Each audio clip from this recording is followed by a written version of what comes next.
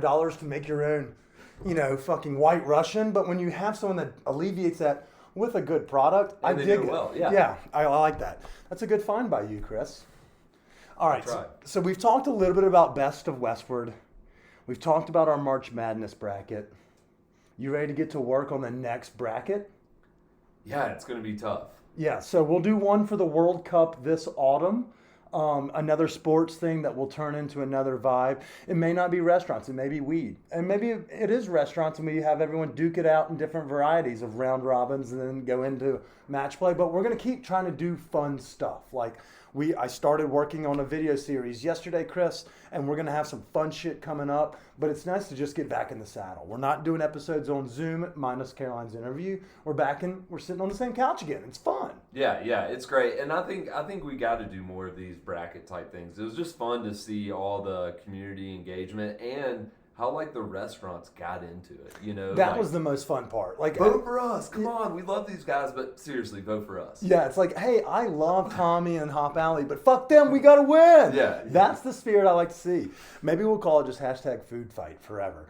But yes, we'll do another March Madness bracket next year for sure. But we're going to find fun ways to keep the engagement high, the interacting with local businesses that can also use, I guess, the platform to shine a little light, And so I guess that would be a great teaser to Best of Westward, all that jazz. Check out the 420 article that's coming out in 2 weeks for Stoner Munchies that is brought to you by Stoned Appetit, as well as Open Deli has a Stoned Appetit sandwich going on the menu next week, Chris. And I feel like this is a pretty good time to just tell folks about it, but we'll show it to them on social media as well. We did a little South in the Mouth as the theme, and you used to, when we lived together, would make these bomb BLTs with a fresh green tomato that we would get from a farmer's market, and we'd fry those motherfuckers. Well, we teamed up with Amos Watts, two-time guest on the podcast, yet to actually have the episodes air because of the debauchery that ensued. So it was a no-brainer to reach out to our friend Amos, who's doing great work over at the Fifth String, to help us create this Stoner Munchie Haven BLT, So let me tell you a little bit about what he did. We're doing Duke's mayo, obviously, because you have to have mayo. I may be anti-mayo, but you have to have mayo on a BLT. And then what he did, we used the Tokyo soft or milk white bread that you can get for only at Open Deli. We were using that. You toast it, you slab it with a little bit of mayo, and then he created this bourbon tomato. We were calling it the BBJ. You can call it whatever you want, but go get you a big BJ. And it was like a bourbon bacon tomato jam glaze. So that'll go on over that and then pork belly instead of just bacon, smoked pork belly, and then it'll be chopped up a little bit and then deep fried to give it some crunch and texture. So you put that down like with a mound of food. You put a fried green tomato on top. You squirt it with the BBJ. We just hit it with some basic iceberg. Sometimes you need to keep it, no frills. But what we did was Amos took the skin of the pork belly that had been smoked, chopped it up, minced it, and tossed it with a little salt and a little vinaigrette with the lettuce, caked that puppy on top. Woo! Second top of the bun. So is the pork belly kind of, because I haven't gotten to see the specifications of the sandwich, but is the pork belly kind of like chopped up like a pulled pork sandwich, or is it? It's more like cubed, almost like a chicharrones would be. Like those little guys you would see. But it's fried, right? Yeah. Okay. So it's got that texture and that crunch on the outside. Still got moistness? Oh yeah, it's juicy on the middle, and you get that flavor from that brine and smoke. Amos killed it, and we're excited to be partnering with Jake and Open Deli to be the face of the South in Your Mouth sandwich. And fun fact, every time you buy that sandwich, you can go across the street to Lova Cannabis Company, that little shop right next to Stella, and you can load up on weed, and you'll get 15% off your total bill just for buying our sandwich. Yeah, if for those of you that don't know, Open Deli moved 4 or 5 months ago. Yeah, they're in the Goosetown Tavern on Colfax, just across the street from Bluebird Theater. Yeah, so perfect timing if you're going to go catch a show at Bluebird or if you're just walking around Colfax. I couldn't agree more, Chris. I couldn't agree more. So we have a lot of fun shit coming down the pike, but the first thing that we have is an interview with Caroline that I am fired up to get to. So without further ado, do we have anything? Did we miss anything? No, I think we're good. Hell yeah. Well, this interview is brought to you by Callie's Cannabis and Seed and Smith Dart Pen, the fucking pen that strokes, and the sponsor that was nice enough to load up all of Annette's staff. So let's go. I'm representing today. I'm representing. I love it. I love it. So first off, I guess congratulations is definitely in order. Woo! My God, blood pressure. This was intense. I'm such a fucking sore loser. My God. This is why I don't compete. This is why I don't like competition. If you win, it's great.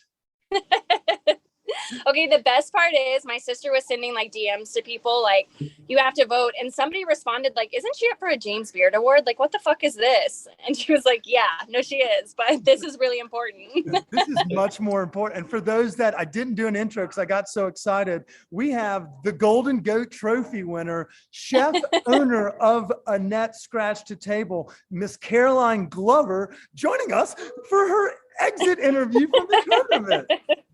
But yeah, I do agree. The Golden Goat Trophy is such a more prestigious award than the James Beard. And Christopher Moon would agree. Yeah. Hey, Amos. Hi. But yeah, Caroline, so we wanted to chat with you a little bit because obviously you captivated a nation, a community at least. But now you are... What happens next? Where do you go from here as the grand champion? I mean, I think we're gonna get really high. Like, I think that's number one. Everybody's asking me. They're like, when do we get the weed? I'm like, okay, hold on. We'll get it. So Friday, I feel like that's the first step. Yeah, that is the first step. So shout out to our friends over at Callie's Cannabis. They actually sponsor this here podcast as well. And they have 3 locations around Denver. One up in North Glen, but their kind of flagship store is right here in Rhino at 31st and Larimer. And then they have a 3rd location down on Kenosha Court. So if your staff loves the product that we bring them, tell them they're more than welcome to go back in. Charles and the team from Callie's are huge ambassadors for the hospitality industry. So I appreciate them, but tell the staff it's coming. They're so excited. And okay, through this whole competition, my sous chef has been writing a wish list from Bar Green. So now he gets it. He gets to get all the small wares. So, you know, it's like, this is fun. That's awesome. That makes my heart sing. Because Chris and I, we were like, obviously neither of us are restaurateurs. We were like, I wonder what somebody would do with the gift card from Bar Green. And it's like, maybe they'll buy some snazzy cups. Yeah. No, it's done. Yeah. Well, that's the great thing about Bar Green Ellingson as well, is they're there to bat for, you know, those in our community. And obviously it's been a tumultuous couple of years, especially for those that are in the fine dining higher end scene. So to see y'all come out of a stoner bracket, was there some surprise there? Yeah. Are you kidding me? I was pissed when I saw our name on the bracket to begin with, because I'm like, oh fuck, like I don't like competition. Here we go. Also so many good restaurants in Denver. So I just, no, we were not supposed to make it this far. And then I'm just competitive as fuck. So that's what happened. I think towards the end, it was just like all the engagement from community and getting all the people who love going to the restaurant to come out and vote. So I think like that's where you guys shined. And that was awesome to see so close and how y'all came out on top. We were fucking pumped. Yeah.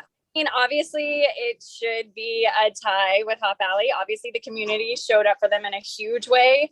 And then we just kind of like came out sleeper cell style, like at 2 hours down to the line. So let me tell you a little bit of how this transpired for those that are listening at home. Hop Alley had about 120 vote lead. So it was like 900 to 780 or something like that. And Caroline, and I mean, my DMs fucking blew up.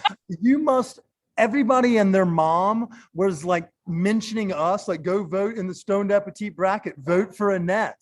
And so the request tab on Instagram, I had like 47 of them. I was like, oh my gosh. And then the next thing you know, the lead has been eradicated. It was Unreal. It was the greatest. It was like Kansas in the basketball game. I think I got a text from Jeff, who's the chef at Hop Alley, about like when we got around to 48, 49, and it was something to the effect of like, what the fuck, stop the steal. I'm like, to be fair, obviously it's a tumultuous conversation for some people in America, but taking jabs at the people that don't believe that the voting actually can, like, happened in 2020 was like secretly my favorite part. It was just like subtle jabs. I was like, yeah, except for the Bobert crowd, everyone's going to approve of this. But all right, so I have a couple questions, just March Madness wise. Who did you think was the toughest matchup from start to finish? Because you ran the gauntlet fairly convincingly. You know, obviously the Beard Foundation holds you on equally as high regard as we did as the 1 seed in the Americana bracket. But how did you think that, navigating wise, who was the biggest opponent you faced up until you got to the Final Four? Well, okay, so there's two things. I had a fear of going up against Penelope from Yuantan. Like, I was like, if this happens, like, we're fucking toast. So I was watching that side of the bracket really close because both Penelope were very good friends. We're both very competitive. And she has like an internet, like insane. Hold on. I just accidentally answered a phone. She has an insane following. So that I was like watching that side. And then I think both Softa, when we went up against Softa, I was like, okay, you know, like we may lose here. That's totally fine. They're one of my favorite restaurants. And then Tabernetta was the same. Definitely was nervous about going up against them too. Yeah, I mean, so they kind of lined up to where you had a very tough draw through the bracket. And some folks even said that, you know, the Americana paired with the Mediterranean region, like, and then the Softa Brixton battle, you know, you had some heavy hitters, folks that have, you know, as star-studded of a resume as yourself when you ran into, you know, Cody and Bobby, as well as Alone and that team. But at the same time, it wasn't just like smooth sailing. Y'all had to go ahead and put your best foot forward, just as your food does. Well, I think Dan, it was like on a Friday night, is one of the voting rounds, and Dan snuck in a walk-in to the bar top, but under the condition that they went and voted for us. So like, that's how competitive the restaurant is. I love awesome. I was talking with Tommy because I was like jabbing with both y'all. I was like, y'all, you better get back in the game. And you were like, should I do it? And I was like, do it. Do whatever you got to do to win. And Tommy was like, what if we do something like you get your first drink for free if you bring in like a screenshot that you voted for Hop? I was like, what a genius idea. And the best part is it's impossible to get into Hop Alley. So you probably won't have to worry about it. Can't even get a reservation. So it's not. No, I was sitting in the backyard and we had just finished playing tennis and I had lost and I was pissed. And so I was like, am I this too? Like, you gotta be fucking kidding me.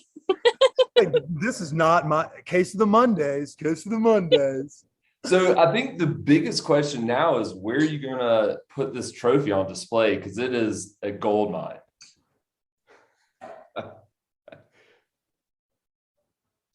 Did we lose her? Because that was a really good question, Chris.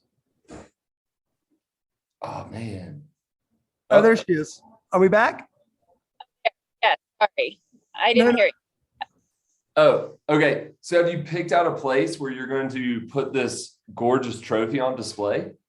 Oh, man. You know, I'm sitting in our little shithole office, but, you know, it has Martha Stewart in here. It has Tim Riggins from Friday Night Lights. Like, it has all my favorite things in here. So I'm like, do I put it back here or does it like need to go on the host stand? I think it'll move it around, you know, a little bit, but eventually all my favorite things end up back here. Two parts. You do have an office that looks a lot like Harry Potter's bedroom in England, as well as this golden goat. You're going to want to don it everywhere. You're going to be like, did y'all see our badass new trophy? It's got huge udders, huge. And I was going to buy, Caroline, about to get a trophy that was just a hot dog that was smiling, but it looked so phallic that I was like, oh, nobody will ever put this in their restaurant. So we gave that one to Tommy as the runner-up trophy. I'm glad Tommy did that. I know. Probably really pissed about not getting the trophy. Yeah, that's what irked me. He spread the rumor that it wasn't real gold. I don't know. Yeah, I didn't know where that started, but it was definitely like that was my go-to. Like I needed to win this fake goat trophy.